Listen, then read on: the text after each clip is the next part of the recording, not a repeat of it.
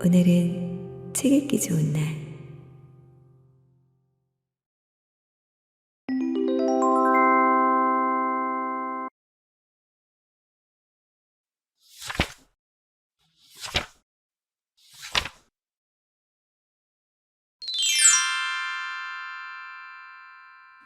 지킬 박사와 하이드. 지은이 로버트 루이스 스티븐슨. 옮기니 마도경. 출판사 더 클래식.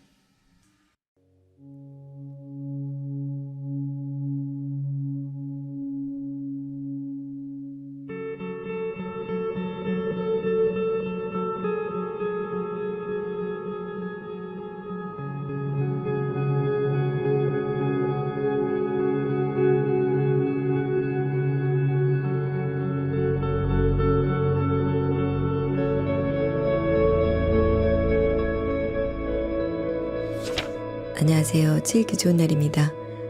오늘 보내드릴 작품은 영국의 스토리텔러 로버트 루이스 스티븐슨이 남긴 괴기소설 지킬 박사와 하이드입니다.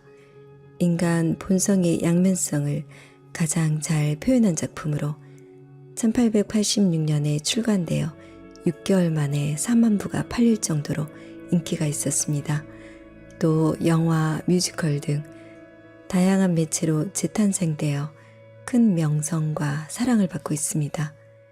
경건하고 선한 겉모습 속에 숨겨진 인간의 사악한 욕망을 스티븐슨만의 탁월한 심리 묘사로 표현했으며 빅토리아 시대의 위성과 타락을 보여주는 걸작입니다. 주인공인 지킬 박사는 좋은 집안에서 태어나 평생 선행을 베푼 유명한 의사지만 향락에 쉽게 빠지고 몸이 건조한 학문 생활의 지겨움을 이기지 못합니다. 그는 결국 가끔이나마 신나게 놀고 싶은 충동을 못 이겨 자기가 원할 때 변신할 수 있는 약물을 발명합니다.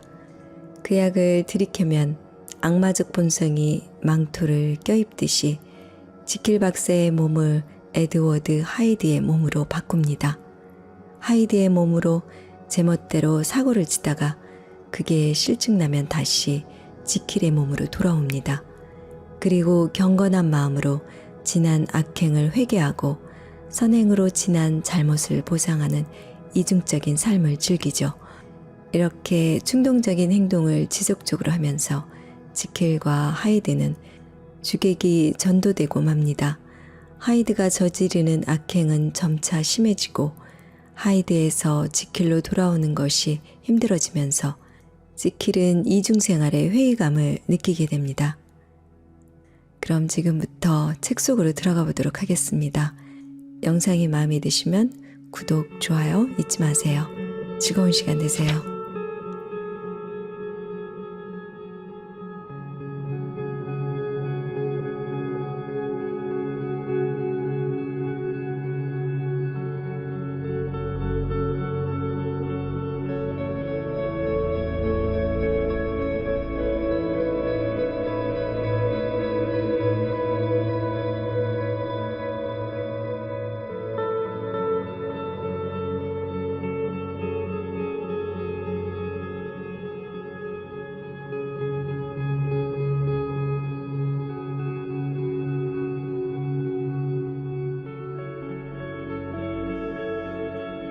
어떤 문에 얽힌 사연. 어터슨 변호사는 근엄한 사람으로 좀처럼 밝게 웃지 않았다. 남과 대화할 때도 표정이 차가웠고 말수가 적었으며 그런 자리를 불편하게 여겼다. 감정을 나타내는 데에도 인색했다. 비쩍 마른 데다가 키가 컸고 얼굴은 생기 없고 무뚝뚝했으나 그럼에도 약간 호감을 주는 구석이 있었다. 하지만 친구들과 어울리거나 입맛에 맞는 와인을 마시면 그의 눈가는 인간적이고 만족스러운 느낌으로 환해졌다. 그는 그런 기분을 결코 말로 표현하지 않았지만 흔히 식후에 그리고 일상의 행동에서는 더욱 자주 뚜렷이 드러내곤 했다. 그는 자신에게 엄격했다. 혼자 있을 때에는 진으로 고급 포도주를 마시고 싶은 기분을 달랬다. 연극을 좋아했지만 20년 동안 극장에 가본 적이 없었다. 그러나 다른 사람들에 대해서는 너그럽기로 정평이 나 있었으며 때로는 누가 왕성한 혈기를 못 이겨 그릇된 행위를 저지르면 거의 부러움에 가까운 심정이 되어 감탄했다. 그러다 그들이 궁지에 몰리면 책망하기보다 도와주고 싶어 했다. 나는 카인의 이단에 마음이 가는군. 만약 내 형제가 지옥의 악마가 있는 곳으로 가고 싶어 해도 난 그대로 내버려 둘 거야. 라는 기이한 말을 입버릇처럼 했다. 이런 성격 때문에 그는 종종 타락한 자들의 생애 최후의 순간까지 훌륭한 친구로 남아 주었고 그들에게 훌륭한 가마를 주었다. 더욱이 이런 사람들이 자기 사무실에 찾아와도 그는 싫은 기색을 조금도 보이지 않았다. 어터슨에게 이는 대단한 일이 아니었다. 연기는 쉬웠다. 왜냐하면 그는 여간에서는 자기 감정을 밖으로 잘 드러내지 않는 데다가 그의 사교생활 역시 따뜻한 관용의 정신을 바탕에 깔고 있는 것 같았기 때문이다. 우연한 기회로 알게 된 사람들을 기존의 자기 교우관계 그대로 받아들이는 것은 겸손한 사람들의 특징이다. 이 변호사가 바로 그런 사람이었다. 그의 친구들이라고 해봐야 친척 아니면 옛날부터 알고 지내온 사람들이 대부분이었다. 그가 나타내는 호감은 담쟁이의 넝쿨이 자라듯이 사귄 시간의 길이에 따른 결과일 뿐 대상에 있어서 어떤 구별이 있는 것은 아니었다. 그러므로 그가 먼 친척벌이자 마을의 유명 인사인 리처드 엠필드와 친하게 지내는 것도 이상한 일이 아니었다. 이 두 사람 주변의 많은 사람은 그들이 상대방의 어떤 점을 좋아하는지 또는 어떤 공통의 화제를 가지고 있는지 알 수 없었다. 두 사람의 일요일 산책길에서 그들과 마주친 사람들의 말에 따르면 두 사람은 서로 말이 없었고 무척 따분해 보였으며 다른 친구를 만나면 잘됐다는 듯이 큰 소리로 맞이한다는 것이었다.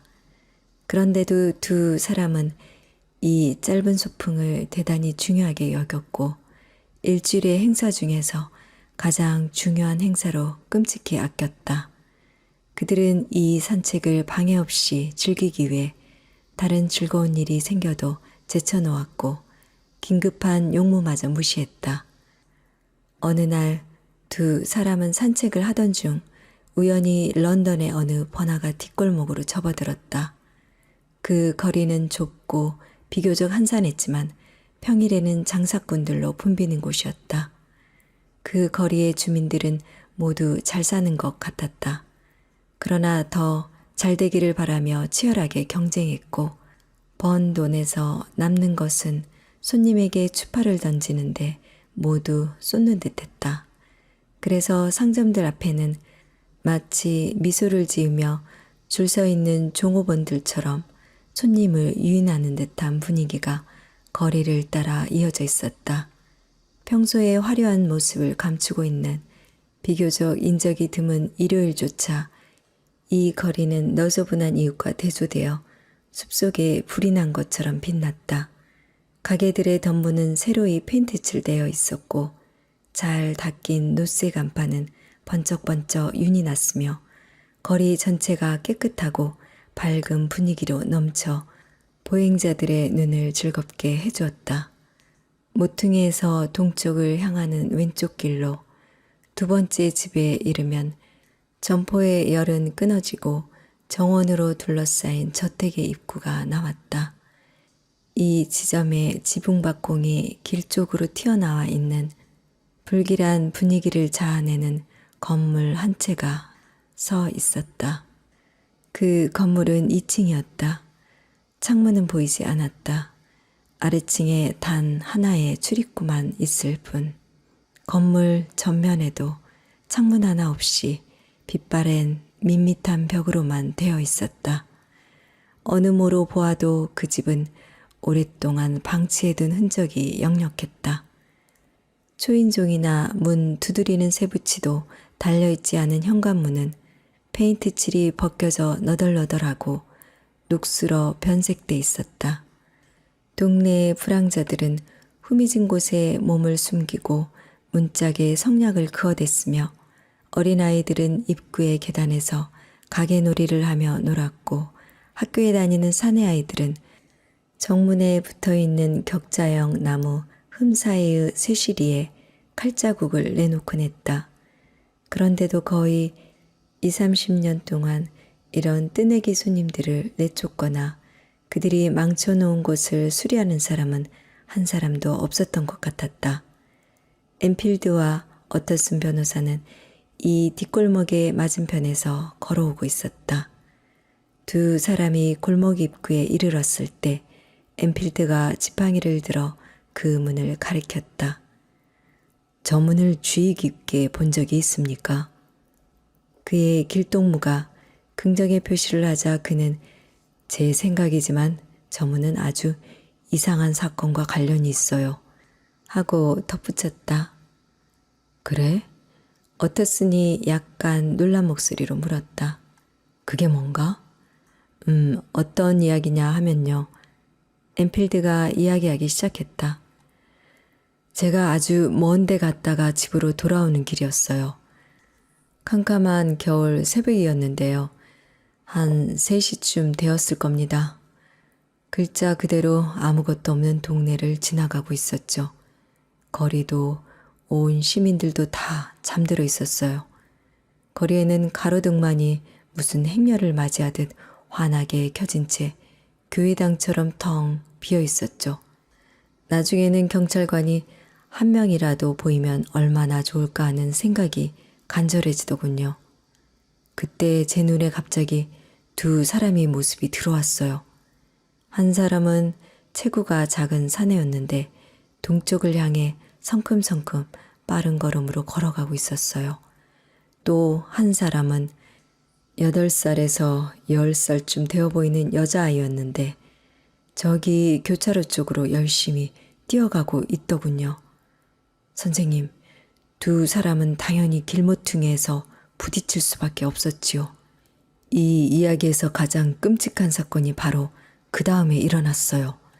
그 사내가 인정사정 없이 여자아이를 짓밟더니 땅바닥에 누워 울부짖는 소녀를 내버려 두고 그냥 도망가 버리더란 말입니다. 이 이야기는 듣기에 별것 아닌 것 같아도 실제로 보면 소름이 끼칠 정도였습니다. 도저히 인간 같지가 않았어요.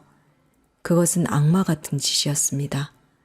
저는 소리를 지르면서 재빨리 쫓아가서 그자의 목덜미를 잡아서 끌고 왔지요. 와보니 벌써 꽤 많은 사람들이 몰려들어 울부짖는 아이를 에워싸고 있었습니다. 그런데 그 사내는 아주 태연했습니다. 반항을 하지도 않았는데 나를 쳐다보는 그자의 모습이 하도 추악해 내 몸에서는 달리기를 했을 때처럼 땀이 나더군요. 알고 보니 거기 모여있던 사람들은 여자아이의 가족들이었어요. 잠시 후 그 아이를 위해 부른 의사도 현장에 도착했습니다. 의사가 보더니 아이의 몸 상태는 괜찮지만 정신적 충격이 심하다고 말하더군요. 선생님은 여기서 이 이야기가 끝났으리라고 생각하시겠죠? 그러나 한 가지 묘한 일이 있었습니다. 저는 그 사나이를 처음 본 순간부터 혐오감을 느꼈죠. 그 아이의 가족들도 그랬고요. 당연한 일이었죠. 그러나 의사의 반응에는 좀 놀랐습니다. 그는 흔히 볼 수 있는 평범한 의사였어요. 확실한 나이나 특징도 없었고요. 심한 에든버러 사투리를 썼고 감정은 백파이프처럼 둔한 사람이었습니다. 그런데 선생님, 그 의사도 우리와 똑같이 행동하더란 말입니다. 그 의사는 제 포로를 볼 때마다 그를 얼마나 죽이고 싶어 하는지 그 충동을 자제하느라 얼굴이 하얗게 질릴 정도였습니다. 그가 제 마음이 어떠한지 알 수 있듯이 저도 그의 마음을 알 수 있었습니다. 그런데 그자를 죽일 수는 없으니까 우리는 차선책을 찾았어요. 우리는 그 사내한테 이 일이 엄청난 사건으로 만들 수 있고 또 반드시 그렇게 하겠다고 말했습니다. 반드시 런던 전체에 그자의 이름을 평판이 좋지 않게 만들겠다고 말입니다. 만약 그에게 친구나 신용이 있다면 그것을 모두 잃게 해 주겠노라는 말도 했죠. 우리는 그렇게 격렬하게 그자를 몰아붙이는 와중에도 여자들이 그 사내에게 접근하지 못하게 하느라 아주 고생했습니다. 여자들 역시 먹이를 만난 독수리처럼 사나워져 있었기 때문이죠. 저는 그렇게 증오심으로 가득 찬 얼굴들을 본 적이 없었습니다. 그 한가운데에 정말 사탄처럼 사악하고 냉혹하고 물론 약간 두려움이 섞이긴 했지만 비웃는 듯한 그 사나이가 있었지요. 그자는 당신들은 이 사건을 미끼로 한몫 챙기려는 것 같은데 나로서는 응할 수밖에 없겠죠. 신사는 소동을 좋아하지 않으니까요. 원하는 액수를 말해보시오. 라고 말했습니다. 그래서 우리는 그자를 압박해 아이의 가족에게 100파운드를 변상하라고 했습니다. 그자는 버티려다가 우리의 태도에 만만찮은 앙심이 있는 것을 알아채고는 결국 우리의 제안을 받아들였습니다. 다음은 돈을 받아 내는 일이었는데 그자가 우리를 어디로 끌고 갔는지 아십니까? 바로 저 문 앞으로 데려갔습니다. 그자는 보란듯이 열쇠로 문을 열고 들어가서는 고 10파운드짜리 금화 몇 개와 쿠츠은행 앞으로 발행된 수표를 한 장 가지고 나왔습니다. 그 수표는 지참인 앞으로 돈이 지불되도록 서명이 돼 있었는데 그 이름이 제 이야기의 핵심입니다. 하지만 차마 말씀드릴 수가 없군요. 다만 세상에 널리 알려져 있고 가끔 활자화되기도 하는 이름이라는 것만 말씀드리죠. 금액이 꽤 컸는데 그보다 더 큰 돈이라도 꺼낼 수 있을 정도로 틀림없이 서명이 되어 있었습니다. 서명이 진짜라면 말이죠. 나는 모든 게 의심스럽다. 새벽 4시라는 시각에 지하실 같은 문 안으로 걸어 들어가 다른 사람 명의의 수표로 거의 100파운드를 갖고 나온다는 건 현실적으로 보통 사람이 할 수 있는 짓이 아니라고 무리하다 싶을 정도로 그 사나이를 다그쳤습니다. 그런데 그자는 아주 태연하게 코웃음치며 말했습니다. 걱정 마시오. 은행문이 열릴 때까지 당신들과 함께 있다가 내가 직접 현금으로 바꿔주리다. 라고요. 그래서 의사, 아이의 아버지와 그 사나이, 저 이렇게 4사람은 제 집에서 날이 셀 때까지 기다린 다음 아침을 먹고 함께 은행으로 갔습니다. 저는 수표를 직접 창구에 제시하면서 여러 가지 이유로 보아 이것은 위조 수표 같다고 말했습니다. 그런데 웬걸요. 수표는 진짜였습니다. 쯔쯔, 어터슨이 혀를 찼다. 선생님도 저와 같은 기분인가 보군요. 엔필드가 말했다. 그렇죠. 씁쓸한 이야기입니다. 그 녀석은 도저히 상종할 수 없는 정말 가증스러운 놈입니다. 그런데 수표를 발행한 인물은 신사 중에 신사인데다가 유명한 사람입니다. 더 못마땅한 것은 그 사람이 선행이라는 것을 많이 베푸는 인물이라는 점입니다. 제 생각에는 무슨 협박의 대가가 아닌가 싶습니다. 어떤 정직한 사람이 젊었을 때 철모르고 저지른 죄의 대가로 터무니없는 돈을 뜯기고 있는 것 같습니다. 그래서 저는 저 집을 공갈의 집이라고 부르죠. 그것만으로 이 사건을 모두 설명하기에는 턱없이 부족하지만요. 그는 여기까지 말한 뒤 잠시 생각에 잠겼으나 곧 어터슨이 갑자기 던진 질문 때문에 생각에서 깨어났다. 그런데 자네는 그 수표 발행인이 저 집에 살고 있는지 아닌지에 대해서는 모르는가? 그런 사람이 살만한 곳이 아니지 않습니까? 엔필드가 대답했다. 우연히 제가 수표 발행인의 주소를 알게 되었습니다. 그 사람은 다른 지역에 살고 있었습니다. 그런데 자네는 그에게 저 집에 대해서는 아무것도 안 물어봤단 말이지? 어터슨이 물었다. 그렇습니다. 신중을 기했던 것이지요.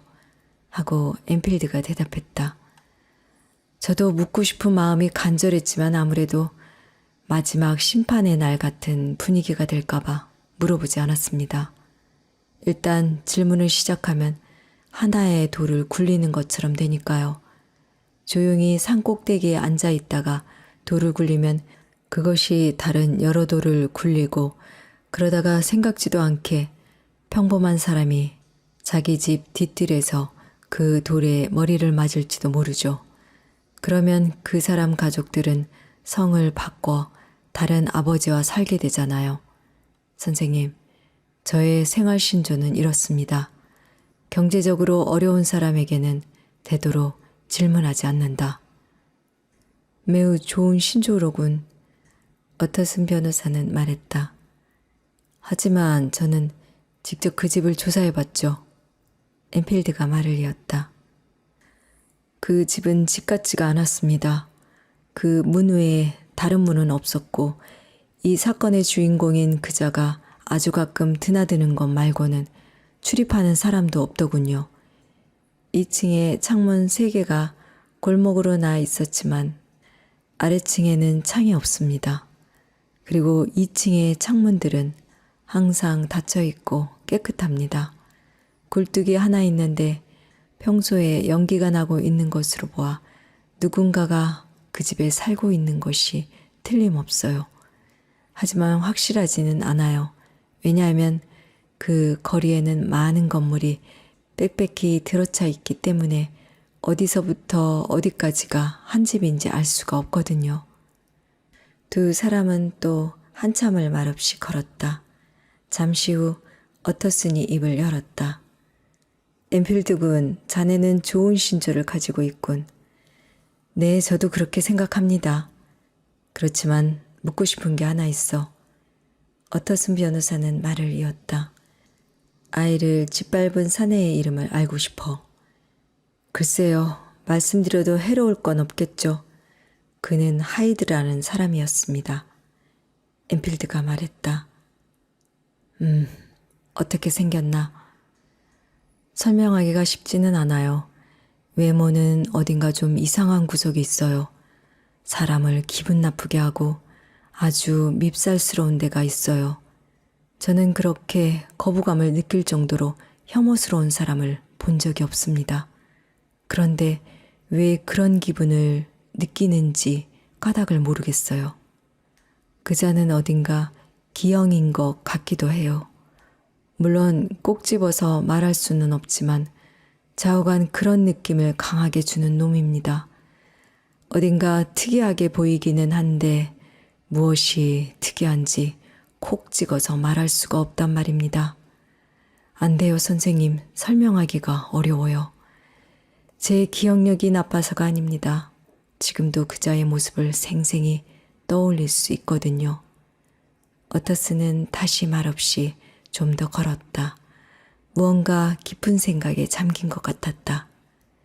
그 사내가 열쇠를 사용한 것은 확실하겠지? 긴 침묵 끝에 그가 다시 물었다. 물론이죠, 선생님. 엔필드는 뜻밖이라는 표정으로 대답했다. 그래, 그럴 줄 알았네. 어터슨이 말했다. 이상하게 들린다는 것 잘 알아. 사실 여기에 관련한 또 한 사람의 이름을 자네에게 묻지 않는 이유는 나도 그 사람 이름을 알고 있기 때문이네. 그러니까 리처드, 자네 이야기는 내가 아는 이야기와 관련이 있어. 그러니 자네가 잘못 알고 있는 부분이 있으면 바로 잡아주는 게 낫지 않겠나? 저한테 미리 그런 말씀을 해주셨으면 좋았을 텐데요. 엔필드는 약간 언짢은 표정으로 대답했다. 하지만 저는 고지식할 정도로 정확하게 이야기했습니다. 그자는 열쇠를 가지고 있었어요. 지금도 가지고 있단 말입니다. 그자가 열쇠를 사용하는 걸 봤거든요. 일주일도 안 됐어요. 어터슨은 크게 한숨을 쉴 뿐 한마디도 하지 않았다. 젊은 엠필드가 잠시 후 말을 이었다. 아무 말도 하지 말라는 뜻인 것 같군요. 제가 너무 장황하게 떠벌린 것 같아서 부끄럽습니다. 이 사건은 2번 다시 입 밖으로 꺼내지 않기로 약속하죠. 그는 말했다. 전적으로 동감하네. 어터슨 변호사는 말했다. 그렇게 하자고, 리처드. 하이드 씨 찾기.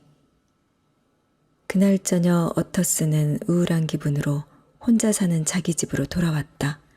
식탁에 앉았지만 식욕이 없었다. 그는 일요일마다 저녁 식사를 마치면 난로가의 독서대 위에 딱딱한 신학서적을 올려놓고 이웃 교회의 종이 자정을 알릴 때까지 읽은 뒤 경건하고 감사하는 마음으로 잠자리에 드는 습관이 있었다. 그러나 이날 밤 그는 식탁보를 치우자마자 촛불을 들고 자신의 사무실로 갔다. 그리고 금고 가장 깊숙한 곳에 넣어두었던 지킬 박사의 유언장이라는 서류를 꺼냈다. 그러고는 자리에 앉아서 걱정스러운 듯 이마를 찌푸리며 그 내용을 다시 살폈다.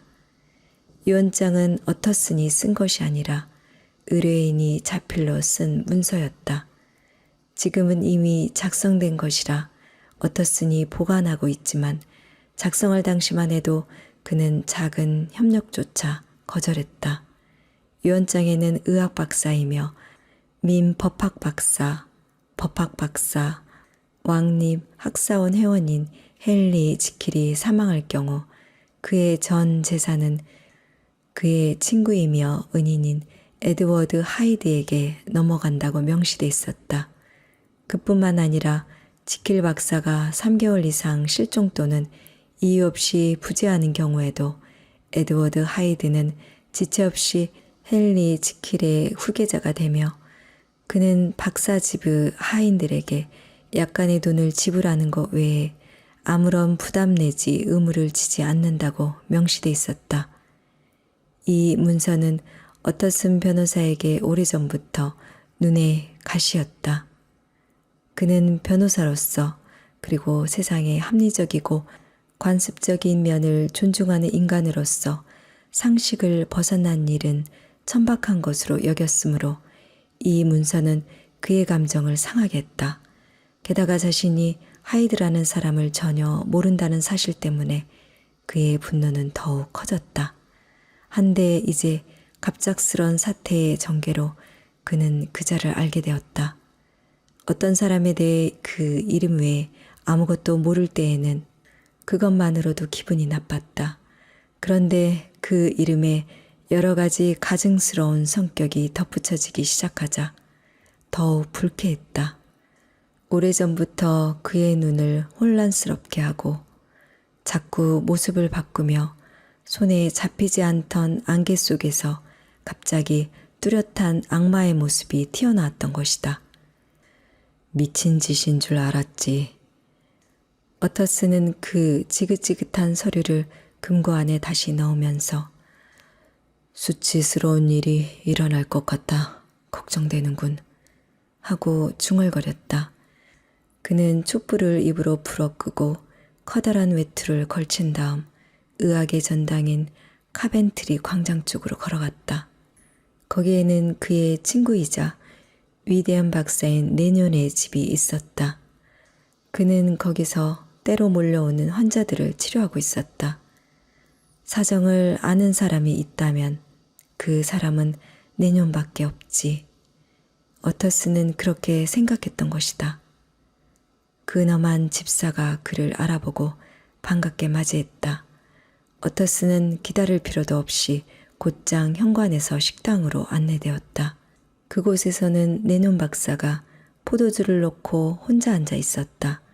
그는 몸집은 작지만 활기차고 건강하며 혈색 좋은 신사다. 나이에 비해 머리가 빨리 샌 편이었지만 항상 쾌활하며 결단력이 좋았다. 그는 어터슨을 보자마자 벌떡 일어나 두 팔을 벌려 친구를 맞았다. 그의 그런 다정한 태도는 보는 사람들에게 연극 같은 느낌을 주기도 했지만 그것은 진심의 표시였다. 왜냐하면 두 사람은 오랜 친구 사이였고 어린 학창시절부터 대학까지 동창이었으며 서로를 존경하고 있었다. 그리고 누구나 항상 그렇게 되는 일은 아니지만 그들은 함께 어울리는 일을 즐거워했다. 잠시 이런저런 이야기를 나눈 끝에 어터슨 변호사는 내내 마음에 걸리던 불쾌한 화제를 꺼냈다. 이보게 레논, 그는 말했다.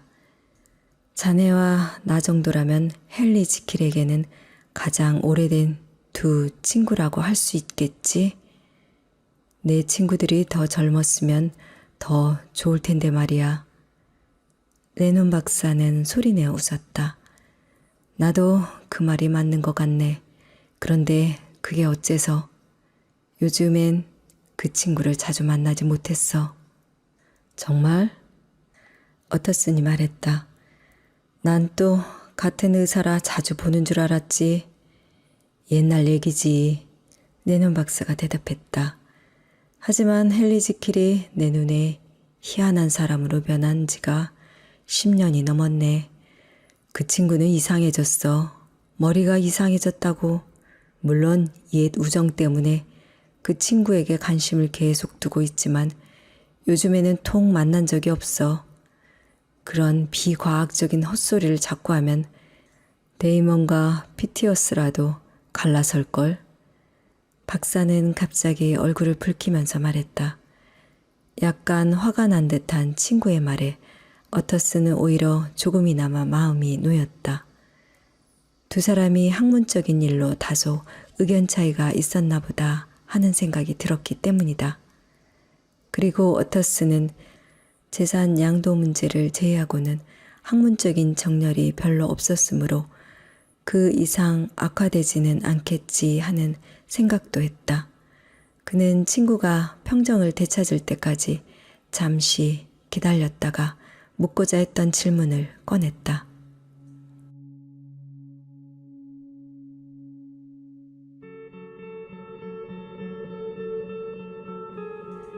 책 읽기 좋은 날 오늘은 여기까지입니다. 끝까지 함께 해주셔서 감사합니다.